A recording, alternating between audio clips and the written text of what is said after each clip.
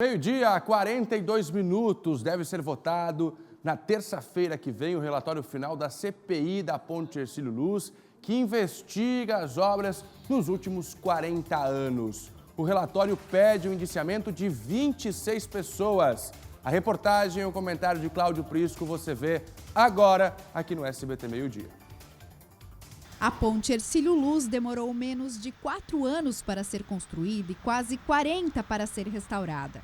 A comissão analisou mais de 18 mil páginas de documentos e ouviu 40 pessoas para chegar à conclusão do inquérito. A CPI analisou mais de 30 contratos e centenas de aditivos desde 1980. Os valores foram corrigidos pela inflação e a estimativa é que o valor total da obra tenha chegado a 688 milhões de reais. No valor total, diversas irregularidades foram apontadas pela comissão. Nas licitações, elaboração dos contratos e execução da obra. Empresas que não tinham a capacidade mínima de executar os serviços e mesmo assim foram contratadas com evidentes fraudes em licitação que nós apontamos no relatório também, gestores públicos que deveriam ter visto isso e deveriam ter reincidido unilateralmente os contratos, porque ao não reincidir um contrato, muitas estruturas que são, por exemplo, provisórias, elas têm o seu tempo de desgaste ultrapassado e precisam ser repostas. O serviço ali que não realizado, ele se perde muito dele com o tempo, precisa ser refeito. 26 nomes entre ex-gestores públicos e empresas envolvidas na restauração podem ser indiciadas no caso. São pessoas que de forma ativa ou passiva, elas concorreram para fazer com que esse custo fosse tão elevado da ponte Hercílio Luz. Então nós temos 26 indiciados, pedimos a restituição de 45 milhões de reais para que volte para os cofres públicos, afinal, isso é dinheiro do pagador de impostos, deve ser restituído. E aí, sim, enfim, poderemos encerrar esse capítulo triste da história das obras públicas catarinenses. Ouvimos aí o relato, então, do relator da CPI, o deputado Bruno de Souza. Sobre este assunto, eu converso agora com Cláudio Prisco Paraíso, nosso comentarista de política. O relatório pede o indiciamento de 26 pessoas. Quem são essas pessoas? Ainda já podemos confirmar as informações ou ainda não foram divulgados os nomes, hein, Prisco? E quais os próximos passos para essa CPI? Boa tarde. Boa tarde, Fernando. Não, os nomes já foram divulgados, sim. Inclusive de um governador, de um ex-governador, Raimundo Colombo. Justamente aquele que, nesses 30 anos, foi o que viabilizou a reinauguração, a entrega da ponte Hercílio Luz, que está fechada há 30 anos. Foi justamente o empenho e a determinação de Raimundo Colombo que permitiu a entrega agora no dia 30. Carlos Moisés da Silva, atual gestão, no exercício de 2019, praticamente complementou. Foi importante, claro, mas foi fundamental o papel de Raimundo Colombo. E por que o indiciamento dele? Segundo o relatório, porque alguns contratos foram prorrogados e que houve equívoco nessa prorrogação. Ok, mas daí, no caso, indicia o governador e não indicia o secretário de infraestrutura? Sim, porque o DEINFRA é um órgão autônomo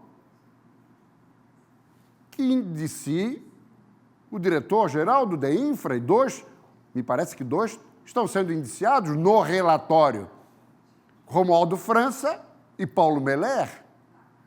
Aí indicia o governador, mas não indicia o secretário da infraestrutura. O órgão é subordinado a essa secretaria. Quem era o secretário à época? Valdir Cobalcini, o que é hoje deputado estadual. Qual a explicação para isso? Então, me parece que o relatório tem algumas imperfeições. O trabalho foi feito com seriedade, o deputado Bruno de Souza me parece bem intencionado, mas o seu relatório terá dificuldades não apenas de aprovação em plenário, mas na própria CPI. Até porque muitos dos integrantes da CPI vão se posicionar contrários. Por exemplo, os deputados do PSD vão entender que Raimundo Colombo estará sendo injustiçado. E por que Raimundo Colombo e não outros ex-governadores, muitos deles ainda vivos, e que tiveram um comportamento, digamos assim, um pouco questionável ou contraditório em gastos com a ponte e que a obra não aparecia, o avanço não aparecia e os recursos escoavam pelo ralo? Por que só Raimundo Colombo? E outro detalhe, em outro contexto, temos também deputados que integram a CPI, muito amigos de figuras que foram indiciadas, muito próximos, e que seguramente não vão votar a favor desse relatório, meu caro Fernando. Muito bom, Prisco, muito bom o comentário. Prisco contando para a gente aqui, opinando a entrega deste relatório da CPI que investiga as obras da Ponte Hercílio Luz, não neste prazo recente, desse passado recente, mas desde o início dessas obras de reforma na Hercílio Luz. Prisco, aí precisa, só para a gente entender, Pois não. aprova na própria CPI, com os deputados que integram a comissão. Iria ter ontem e hoje reuniões da CPI, mas como o relatório tem 600 páginas... O resumo, né? Exato. Isso ficou para a semana que vem, para que os membros da CPI possam mergulhar e tomar conhecimento do relatório em plenitude. Aí aprova Vai à na votação comissão. na comissão. Ok. E depois vai a plenário. Meu palpite, não aprova nem na comissão nem em plenário. Agora, independentemente disso, o Ministério Público pode ser instado a buscar mais informações e verificar se existem empresários e agentes públicos e políticos que precisam ser investigados. Muito bom. E, quem sabe, e espera-se, responsabilizados. Muito bom, Porque Prisco. você mesmo falou ontem, Fernando, são quase 700 milhões. Isso dá para construir 2 pontes ligando a ilha e o continente. E essa CPI pede a devolução de 45 milhões. É isso aí. E o gasto total, até agora, 688 milhões. Essa É muito ponte dinheiro. serviu para financiar muita campanha política eleitoral majoritária em Santa Catarina. É a vergonha, né? A reforma dessa obra, dessa ponte, é a reforma de é a vergonha de Santa Catarina. Mas agora parece que vai abrir. Estamos todos felizes 30 de dezembro. que essa peça, que é referência no Brasil e no mundo, como símbolo de Florianópolis e de Santa Catarina, voltará a ser, merecer a convivência de catarinenses, brasileiros e estrangeiros. Aliás, obra graças à tenacidade, o sangue e a vida daquele que foi o melhor governador da história de Santa Catarina, Hercílio Luz. Ele morreu por causa dessa ponte, mas, infelizmente, sucessores dele não souberam honrar esse patrimônio. Prisco, vamos fechar então com a reforma da Previdência nos estados? Exatamente.